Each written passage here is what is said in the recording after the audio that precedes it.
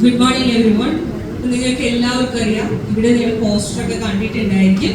ഇന്നത്തെ ദിവസത്തിന്റെ പ്രത്യേകത എന്ന് പറയുന്നത് വേൾഡ് കിഡ്നി ഡേ ആണ്, ലോക വൃക്ക ദിനമാണ്.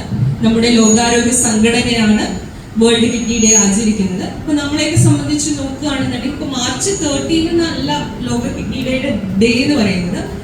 ഇത് പറയപ്പെടുന്നതെന്ന് പറഞ്ഞു കഴിഞ്ഞാൽ മാർച്ചിലെ 2ാമത്തെ വ്യാഴാഴ്ചയാണ് ലോക കിഡ്നി ഡേ ആയിട്ട് നമ്മൾ ആചരിക്കുന്നത്. അപ്പൊ ഇതിൽ മറ്റൊരു കാരണം പറയുന്നത്, നമ്മൾ യൂഷ്വലി നമ്മൾ ഏതൊക്കെ ഡേറ്റ് ഓർമ്മിച്ച് വെച്ചിരിക്കുക എന്ന് പറഞ്ഞു കഴിഞ്ഞാൽ ചിലപ്പോൾ നമ്മൾ നമ്മുടെ ബർത്ത്ഡേ ഓർമ്മിച്ച് വെച്ചിരിക്കാം, പിള്ളേരുടെ ബർത്ത്ഡേ ഓർമ്മിച്ച് വെച്ചിരിക്കാം, കൂട്ടുകാരുടെ ബർത്ത്ഡേ ഓർമ്മിച്ച് വെച്ചിരിക്കാം. പിന്നെ അതിന് പുറമെ നമുക്ക് ഇമ്പോർട്ടൻ്റ് ആയിട്ടുള്ള ഡേറ്റ്സ്, ബക്രീദ്, ഓണം, ക്രിസ്മസ്, അങ്ങനെയുള്ള കാര്യങ്ങളൊക്കെ നമ്മൾ ഓർമ്മിച്ച് വെച്ചിരിക്കാം.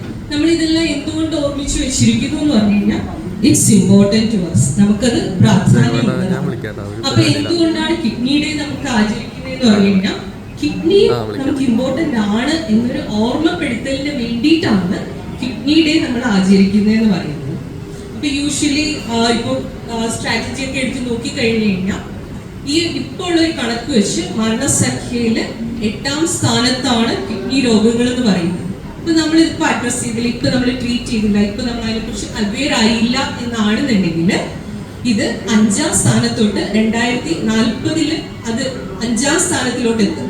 അപ്പൊ 5ാം സ്ഥാനത്തിൽ എത്താന്ന് പറയുന്നത് ഒരു ഗുഡ് തിങ് അല്ല, ഇതൊരു മത്സരമൊന്നുമല്ല. നമ്മുടെ ആരോഗ്യത്തിനെ കുറിച്ചാണ് ഞങ്ങളിപ്പോ സംസാരിക്കുന്നത്.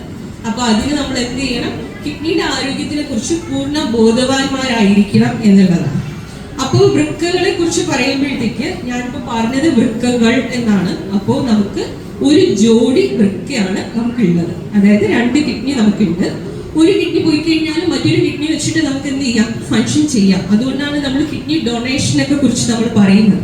അപ്പൊ ഇങ്ങനൊരു സാഹചര്യത്തിൽ നമുക്ക് കിഡ്നിയെ കുറിച്ച്, കിഡ്നി എന്താണ്, എന്തുകൊണ്ടാണ് ഇമ്പോർട്ടൻ്റ് ആയതിനെ കുറിച്ച് നമുക്ക് അറിയണം. അപ്പൊ അതായത് കിഡ്നിയുടെ ഫങ്ഷൻസിനെ കുറിച്ച് നമ്മൾ അറിയണം എന്നുള്ളതാണ്. ഇപ്പൊ ഞാൻ ആരെടുത്തെങ്കിലും ചോദിക്കുകയാണ് എന്താണ് കിഡ്നിയുടെ ഫങ്ഷൻ എന്ന് ചോദിച്ചു കഴിഞ്ഞാൽ നിങ്ങൾ എന്ത് പറയും? നിങ്ങൾ പറയും യൂറിൻ പ്രൊഡ്യൂസ് ചെയ്യുന്നതാണ് കിഡ്നിയുടെ ഫങ്ഷൻ എന്ന് പറയും, അല്ലേ? അപ്പൊ നമ്മൾ പറയും നമ്മുടെ ശരീരത്തിലുള്ള എക്സസ് ആയിട്ടുള്ള വെള്ളം നമുക്ക് എന്ത് ചെയ്യും? അത് മൂത്രമായിട്ട് കളയുന്നതാണ് കിഡ്നിയുടെ ഫങ്ഷൻ എന്ന് പറയും. ഇതിപ്പോ നമുക്ക് കൊച്ചു പിള്ളേർക്ക് വരെ അറിയാം.